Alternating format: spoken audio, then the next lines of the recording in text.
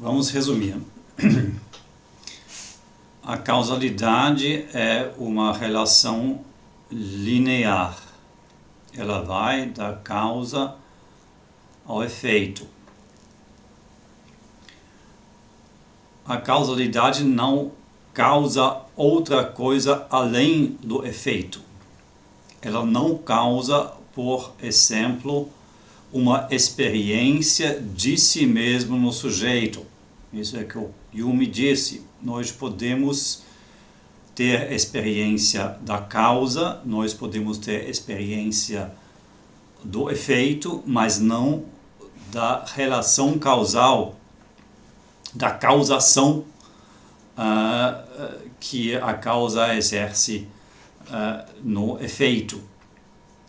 Isso quer dizer justamente isso. A relação causal, ela, para assim dizer, se limita a si mesma. Ela, por meio dela, o efeito é causado, mas ela não causa algo além disso. Ela não causa uma impressão, uma experiência de si mesmo. Mas ela também não causa algo além do efeito com relação a este próprio efeito.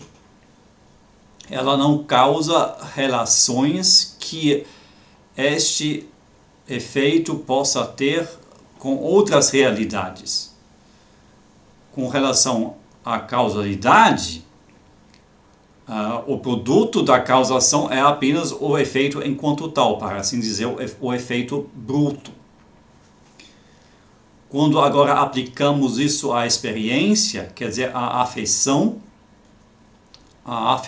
de nossos sentidos,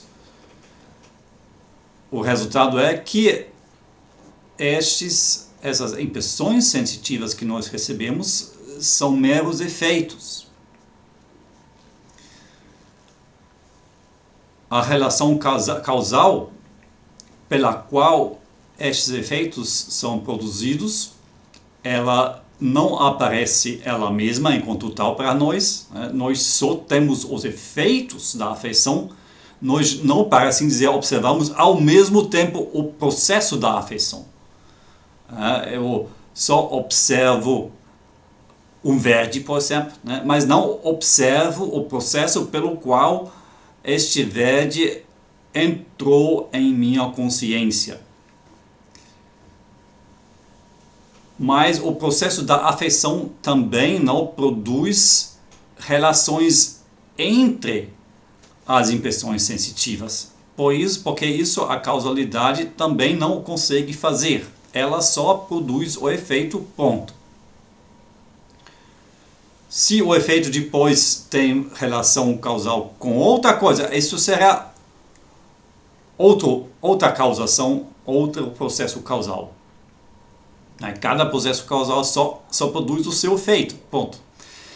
Então, se as afeições que nos dão as impressões sensitivas, se essas são causações, então seu resultado são dados brutos em nossa consciência, impressões sensitivas que existem aí por si só e pronto. Isso quer dizer que essas impressões sensitivas não têm nenhuma ligação entre si. Contudo, com isso, eles não apresentam nada, nenhuma unidade, nenhum todo, nem uma figura visual ou tonal, e muito menos um pensamento. Algo que compreendemos por conceitos e que nós formulamos em juízos. Por isso, o Kant argumenta, tudo isso precisa originar de um ato que é do sujeito. E este ato, em sua essência fundamental, é síntese, é sintetizar estes dados brutos das impressões sensitivas. Então é apenas por meio dessa síntese que nós podemos discernar figuras ou pensar conceitos e sentenças. Quer dizer, sempre quando nós vemos uma figura ou uma árvore, por exemplo, e quando nós pensamos que isso é uma árvore, nós estamos efetivando síntese. Mais ainda, o Kant identifica a consciência com o ato da síntese. O argumento é um pouco mais complicado, o argumento tem a ver com a autoconsciência implícita que nós temos em toda consciência nossa. A autoconsciência explícita é aquela, né, de mim mesmo, enquanto eu. Essa é alguma coisa muito específica. Raramente eu efetuo essa autoconsciência explícita. Eu penso, eu mesmo, eu, Konrad. Mas a autoconsciência implícita, ela está implicitamente, não expressamente, contida em toda qualquer consciência. Em toda qualquer consciência eu implicitamente sei que eu estou consciente, que eu vejo a árvore, que a árvore é algo para mim, que eu quero algo, que eu sinto algo. Isso se chama de apercepção. Nós não vamos entrar nisso agora, mas o argumento do Kant de que a consciência ela consiste justamente neste ato da síntese, ela se baseia nessa observação. Porque toda consciência é minha, essa é uma evidência que o Kant acha por garantida, mas ela só pode ser minha se eu acompanho ela por essa autoconsciência implícita, pela percepção.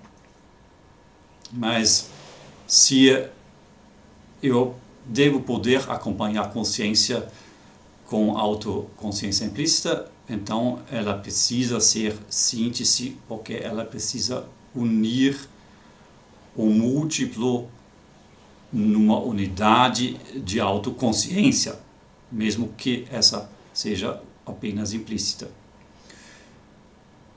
Bem, isso é bastante abstrato, complicado, este argumento, né? Mas vamos aí simplesmente constatar. Estar consciente, quer dizer, efetuar atualmente consciência, é efetivar síntese, é efetivar essa síntese basal dos dados brutos da afeição.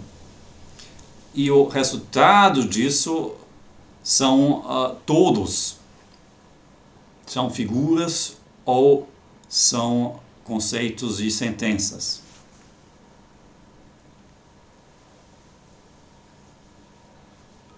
Tem dois tipos de síntese, já vou indicar agora, vou explicar melhor depois.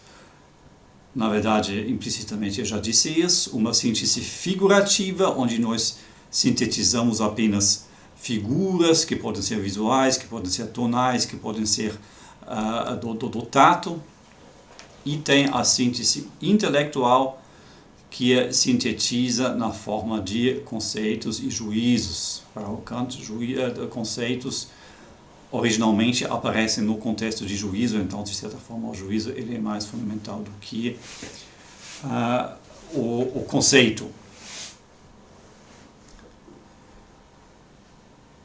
Quer dizer, para nós, a síntese do entendimento, ela é a origem de tudo que nos é dado.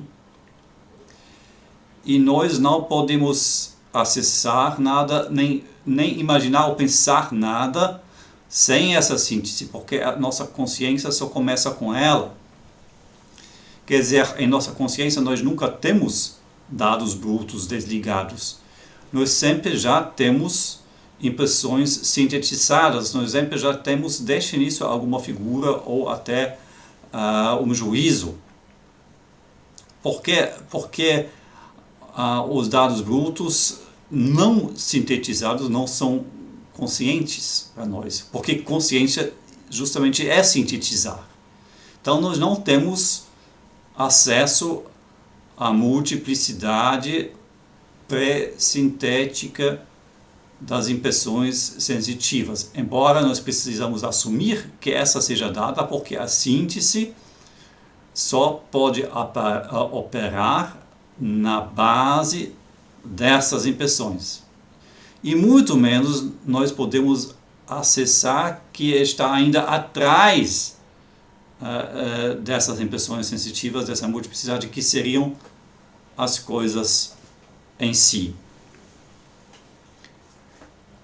Por isso é tão difícil explicar o que é isso, multiplicidade sensitiva pré-sintética, porque nunca temos acesso a isso, nunca temos consciência disso. No momento que nós temos consciência, já estamos sintetizando, já não é mais multiplicidade pré-sintética.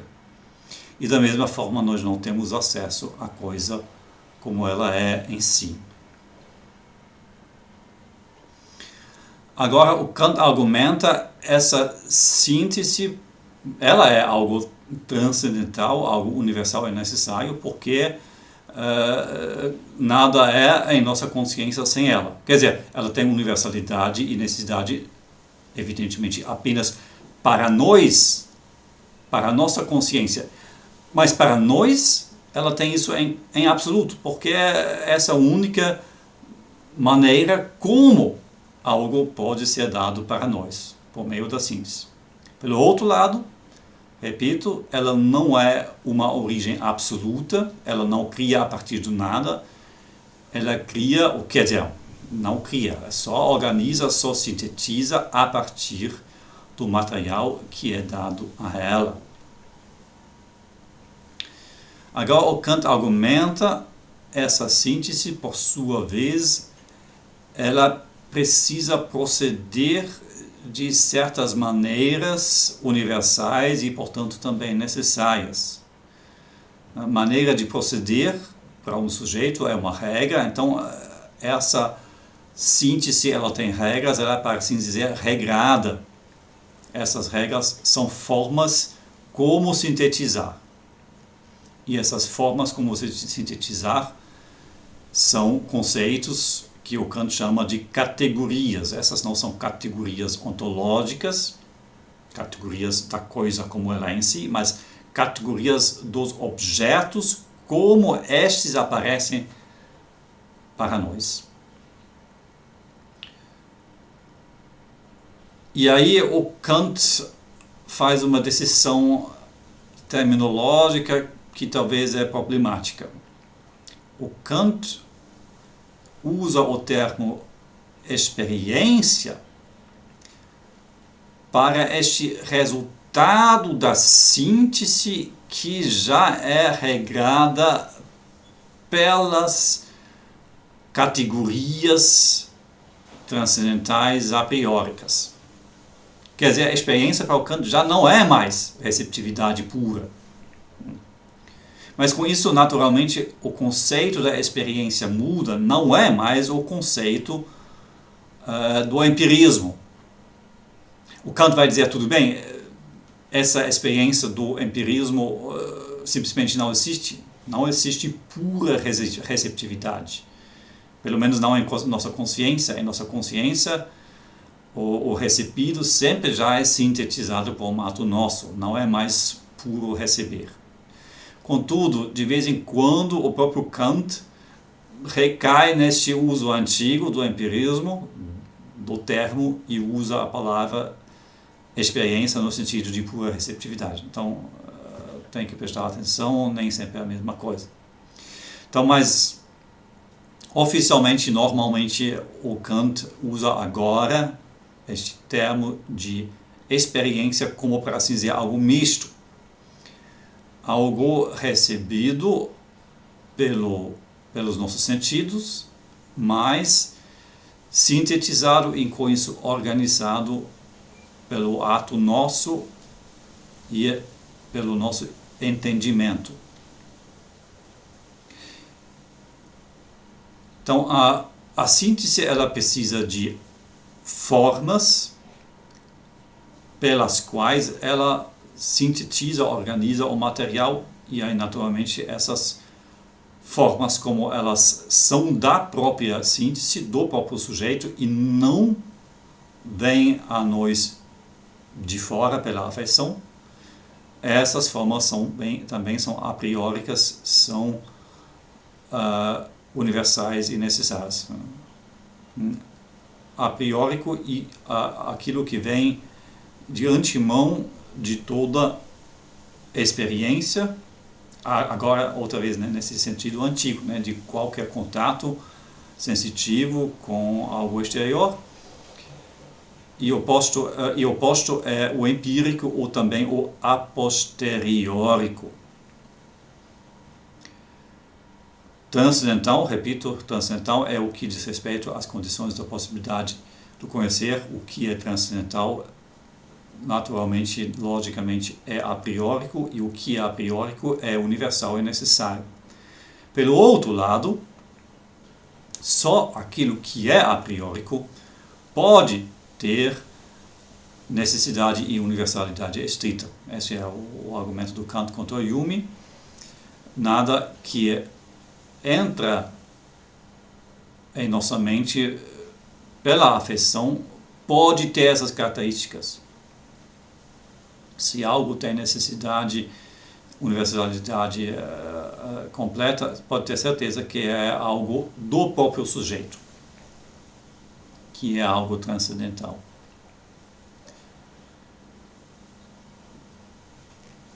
Agora vamos dar uma olhada a essas formas da síntese. Na verdade, tem dois tipos de forma. Tem formas para a síntese, que, para assim dizer, são pressupostos da síntese, formas nas quais o material da sensibilidade precisa encontrar-se, precisa ser dado para que a síntese possa operar neles. E tem as formas do próprio ato da síntese. As primeiras formas são espaço-tempo, e as segundas são as categorias.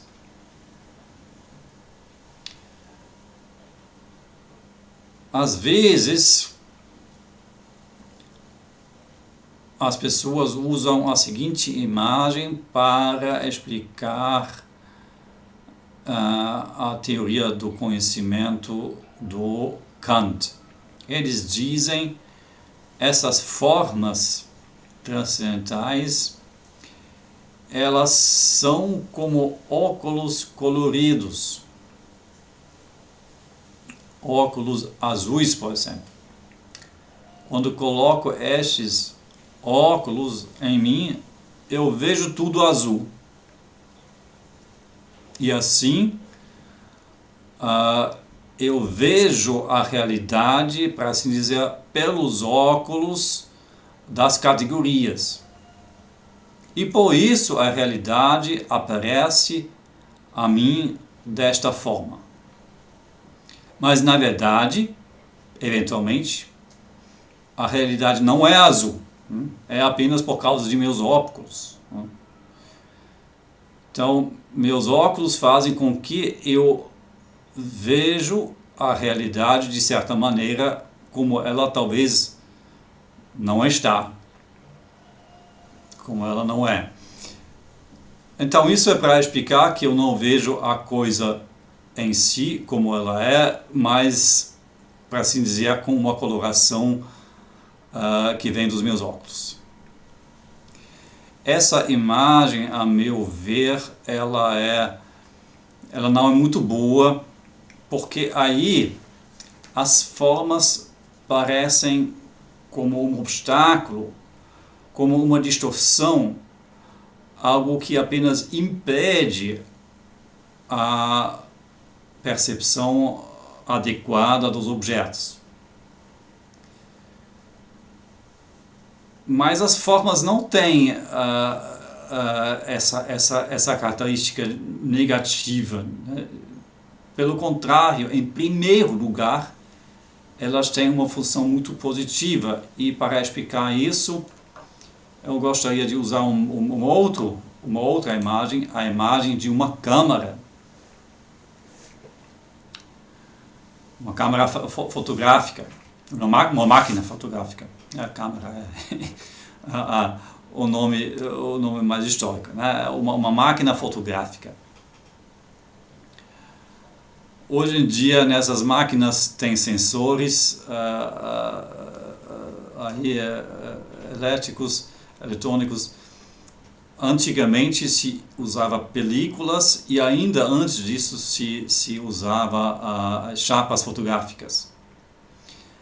A metáfora ela também funciona com aqueles sensores de hoje em dia, mas é um pouco mais fácil usar a metáfora da película ou até da chapa fotográfica. Então isso deve ser, a direita deve ser tal chapa. O que acontece quando você usa essa chapa fotográfica, que é sensível à luz, quando você usa ela sem máquina? Bem, você vai ter uma chapa completamente branca, ou você vai ter uma chapa completamente preta, porque, né, obviamente essas chapas e películas produziam negativos, mas isso não importa para nós, né? Você não vai ver nada nela, porque ela vai, para assim dizer, receber luz demais, né? Ela será completamente iluminada e com isso você não vai poder ver nada nessa chapa. Para poder gravar neste material fotossensível alguma imagem, você precisa colocar a chapa numa máquina, numa câmera, né? Isso é uma câmera, né? Isso no sentido original da palavra, por isso que se usa essa palavra. Então você coloca ela dentro de algo fechado. E você abre essa caixa aqui apenas por um momento muito curto, tipicamente menos que um segundo. E em sentido metafórico, isso representa, por um lado, o espaço e o tempo, as formas de espaço e tempo.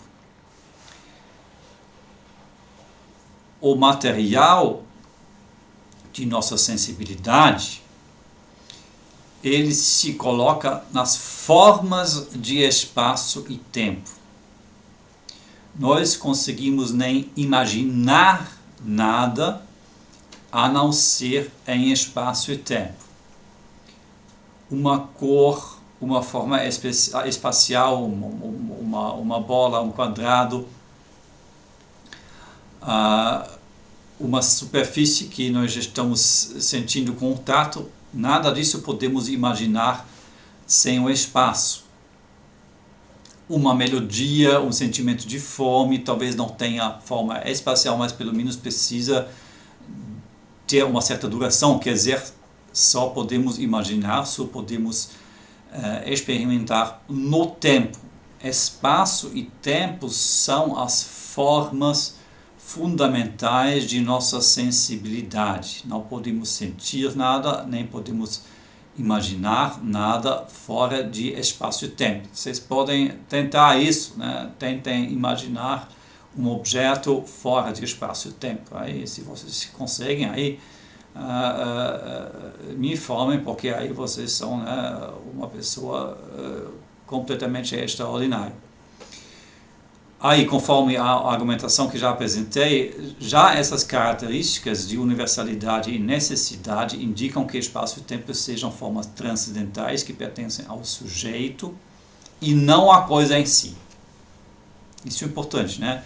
Tudo que é transcendental tem validade absoluta para nós, mas não estamos permitidos a atribuir isso à coisa em si, porque evidentemente é uma contribuição nossa, de nossa subjetividade, não voluntária, não arbitrária, mas do ato que o próprio sujeito exerce. Então, espaço e tempo são as formas da sensibilidade.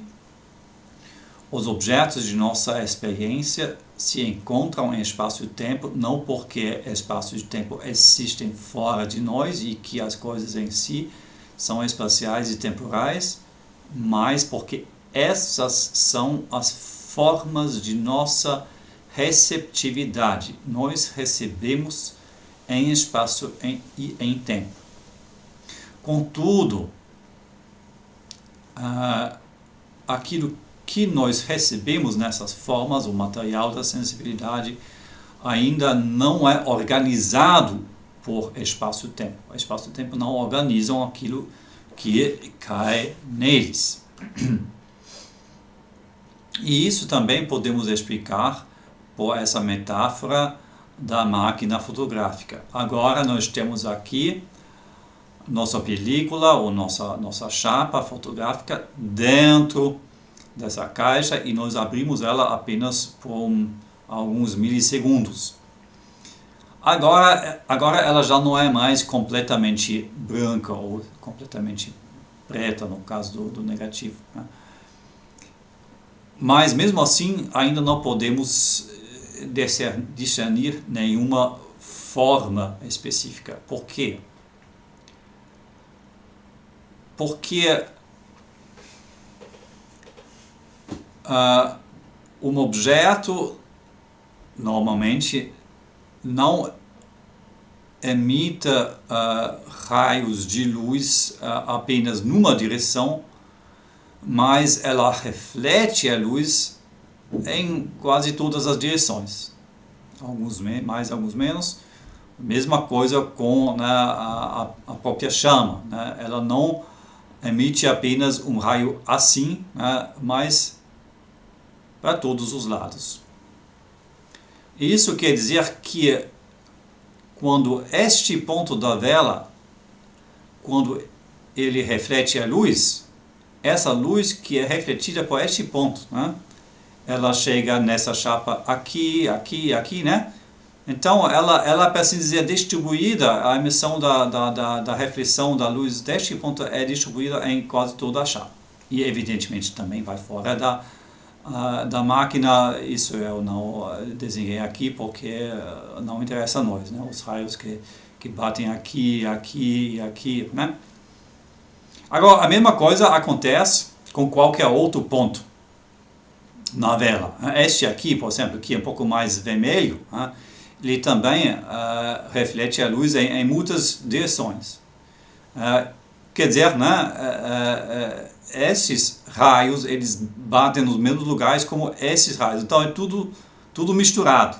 E com isso você não consegue ver nenhuma imagem aqui neste material fotográfico. O que você faz para resolver este problema? Você precisa organizar estes raios. Você já tem espaço, você já tem tempo, mas você ainda precisa organizar o material, para assim dizer, que está chegando aqui, né? As informações que estão chegando aqui. O que você faz? Você usa uma lente. Uma lente tem a função de organizar os raios de luz. O funcionamento é mostrado aqui. Então, se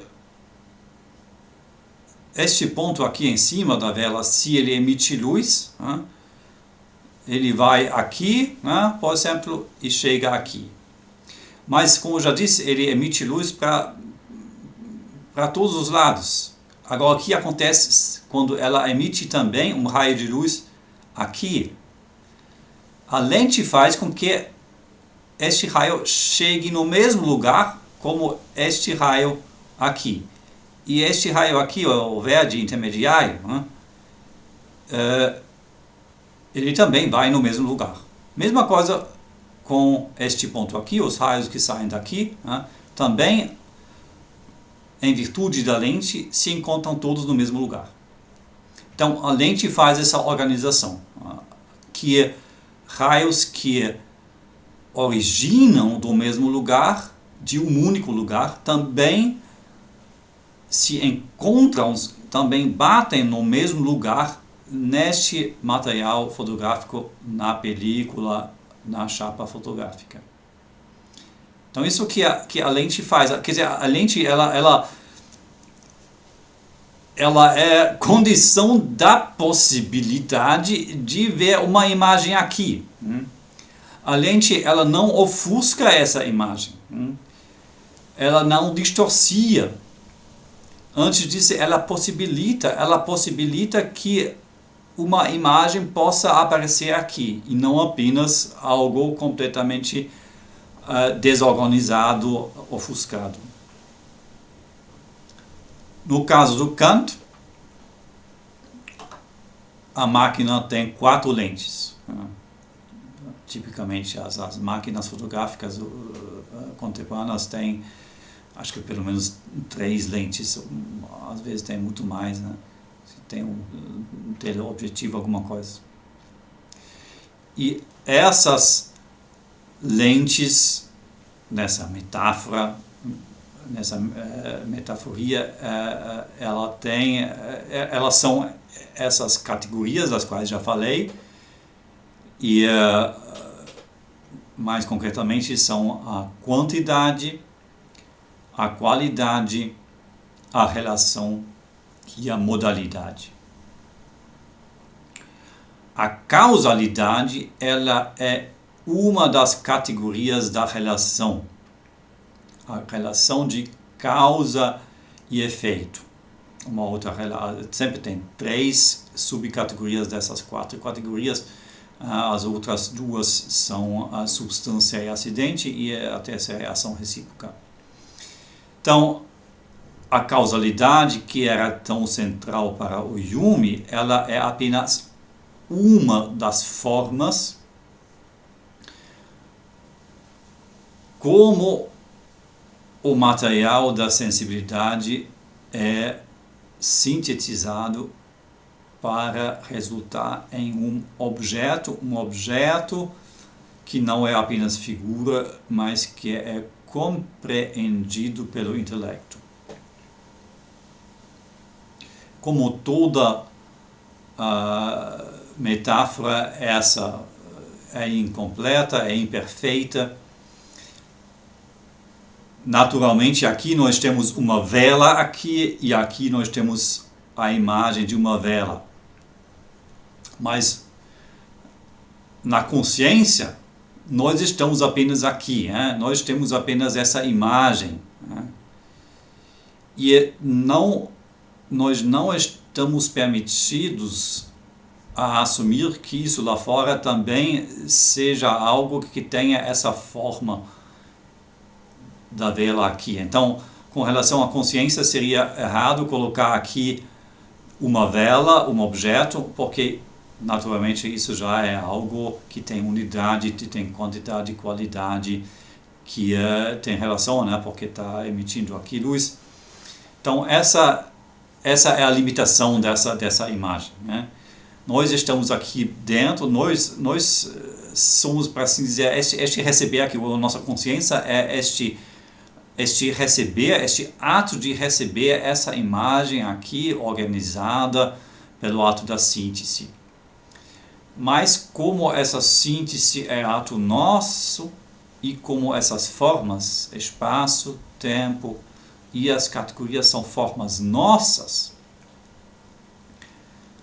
aí, claro, né, o objeto de nossa experiência, ele tem essas formas, ele é espacial, ele é temporal, ele tem quantidade, qualidade, relações e modalidade, mas ele tem tudo isso em virtude do ato da síntese. Né? Então, como ele tem isso apenas em virtude deste ato, nós não somos permitidos a atribuir tudo isso a esse objeto lá fora. Né? Não podemos atribuir espacialidade, temporalidade, quantidade, qualidade, relações e modalidade a esse objeto aqui. Porque essas formas evidentemente pertencem a nós. Acho Kant, né?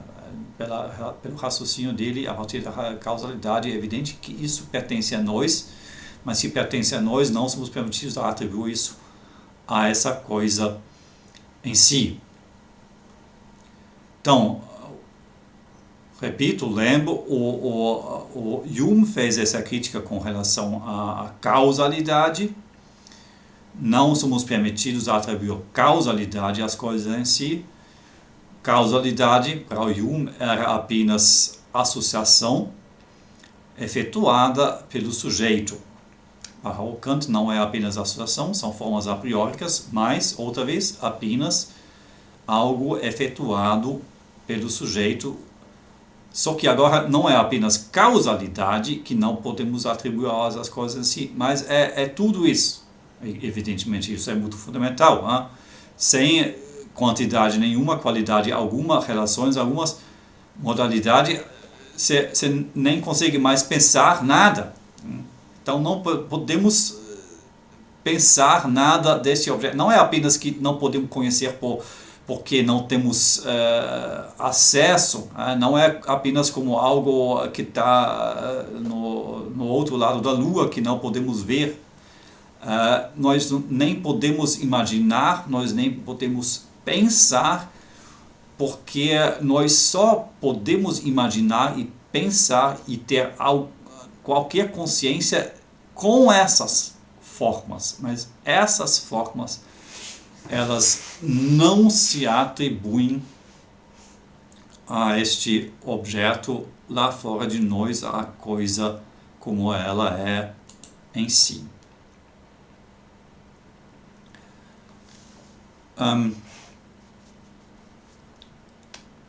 Para concluir essa parte, eu gostaria apenas de indicar ainda uma consequência fundamental disso. Essas formas, elas são necessárias para a nossa consciência, para qualquer experiência nesse sentido kantiano. Não podemos ter consciência, não podemos ter experiência sem essas formas. Essas formas possibilitam nossa consciência.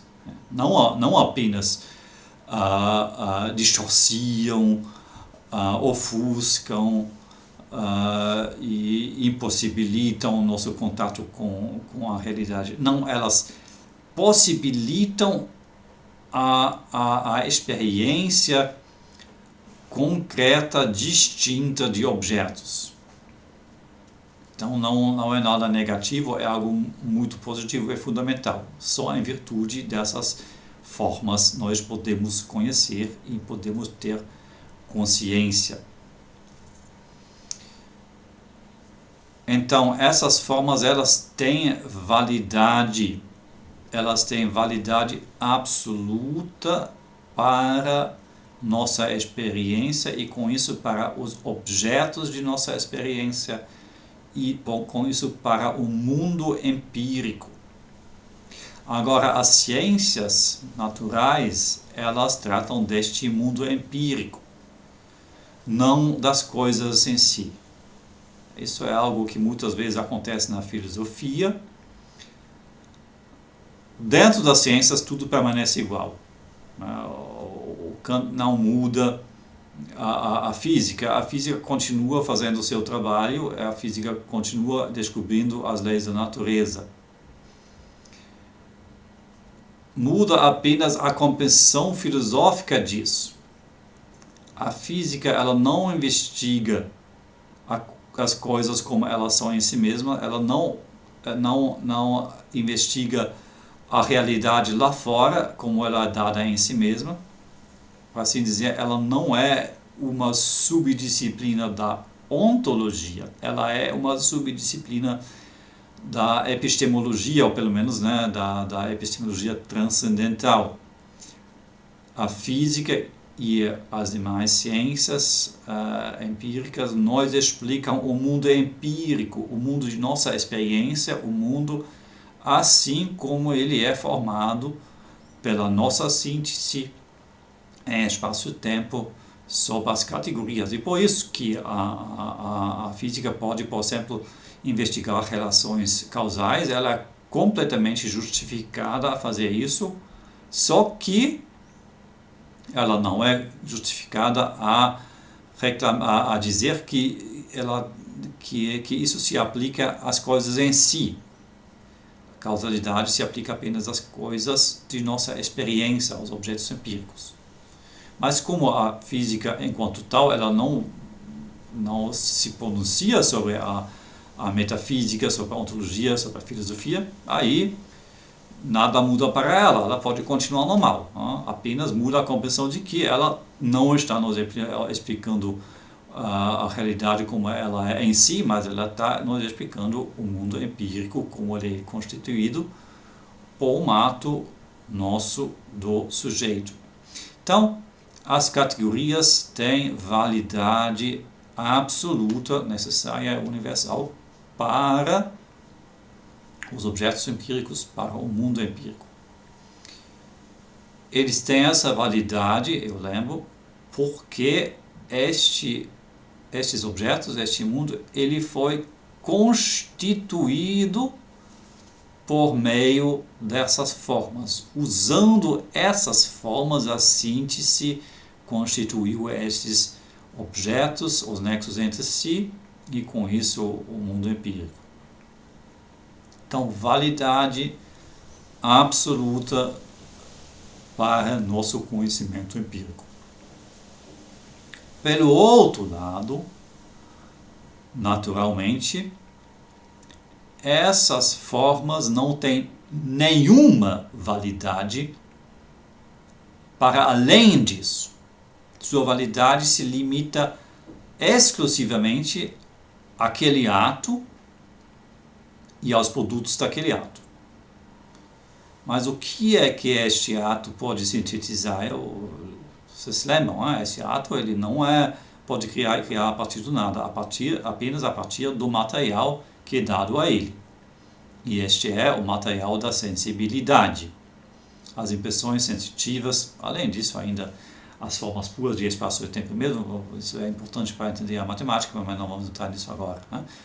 Então, é apenas para sintetizar material da sensibilidade que essas formas têm validade, para isso tem validade absoluta, mas apenas para isso tem validade. Isso quer dizer, elas têm validade apenas para objetos empíricos ou objetos de uma possível experiência, objetos que eu imagino, eu não estou fazendo a experiência dessa, tu vai apenas imaginando. Mesma coisa, objetos matemáticos, formas geométricas, por exemplo, não são formas da experiência, mas formas que podem ocorrer assim na experiência. A forma de um círculo, de uma esfera, eu posso encontrar numa bola de futebol, por exemplo. Então, para isso, as categorias têm validade, mas para nada fora disso. Agora, o que são exemplos de algo que cai fora disso? Os exemplos típicos são os objetos da antiga metafísica, da metafísica especial. Deus, a alma e o cosmo como um todo. De todos estes três, não podemos ter a experiência sensitiva, eles não são objetos de uma possível experiência. E com isso, não somos permitidos a aplicar as categorias a esses objetos. Estes objetos têm, para assim dizer, um estatuto igual à coisa em si. Nós não podemos provar que não existem. No caso da coisa em si, até o Kant acha, né, que precisamos assumir que de fato existem. No caso de Deus, alma e cosmos como um todo, principalmente Deus, alma, Kant acha, acha que devemos assumir sua existência por razões práticas, mas sobre isso vamos falar mais adiante. Na filosofia teórica, simplesmente não podemos dizer nada, se existem ou não existem. Então, eles têm aquele estatuto de que as coisas em si também têm. Isso se chama de noumeno, algo meramente pensado, não é nunca fenômeno, algo que é dado enquanto tal em nossa consciência. O Kant ainda explica como nós desenvolvemos essas ideias de Deus, alma e o cosmos como um todo. Não vou entrar nisso aqui, então ele explica isso muito bem. Não é um milagre que nós temos essas ideias em nossa mente, mas essas são ideias sobre as quais nós não somos permitidos a assumir nenhuma realidade.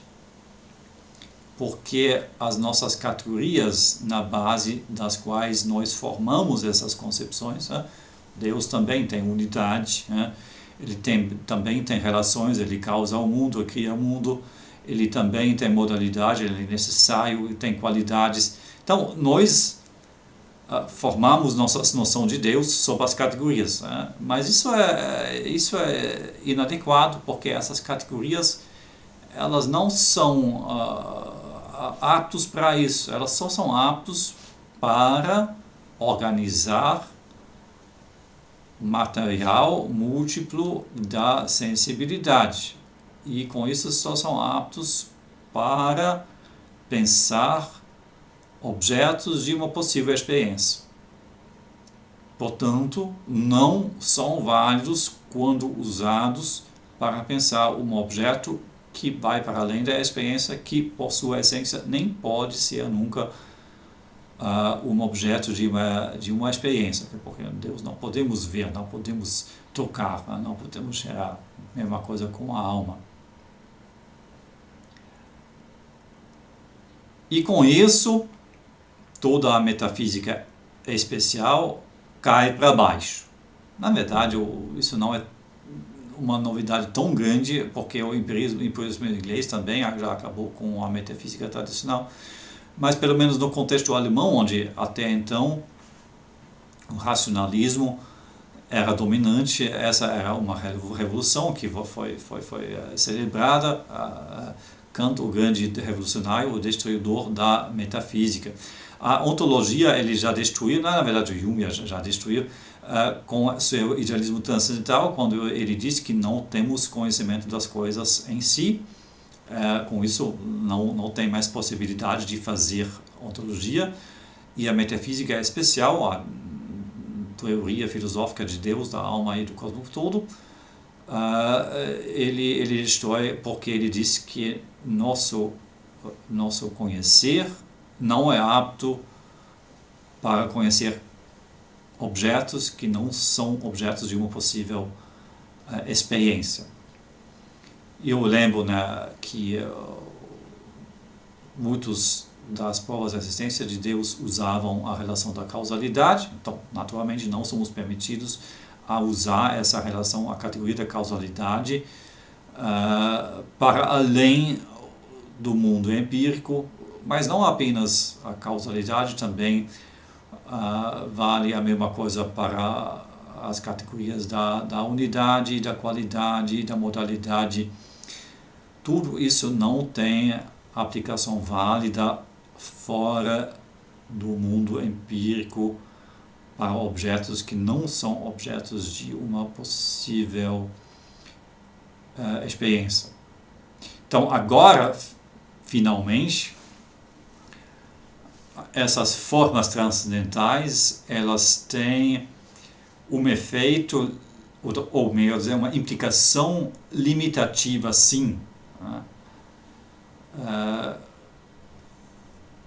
Ter essas formas, ter a consciência sobre essas formas, implica que não temos acesso a algo que não seja capaz de uma experiência, não pode ser um objeto de uma experiência.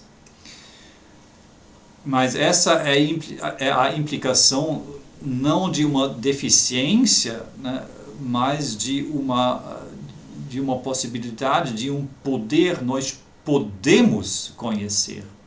Nós podemos, sim, conhecer o mundo empírico, o mundo não como ele é em si, mas nós podemos ter conhecimento verdadeiro, conhecimento que de fato é conhecimento, e não apenas imaginação nossa, não apenas um sonho, e não apenas ideias no sentido do Berkeley, do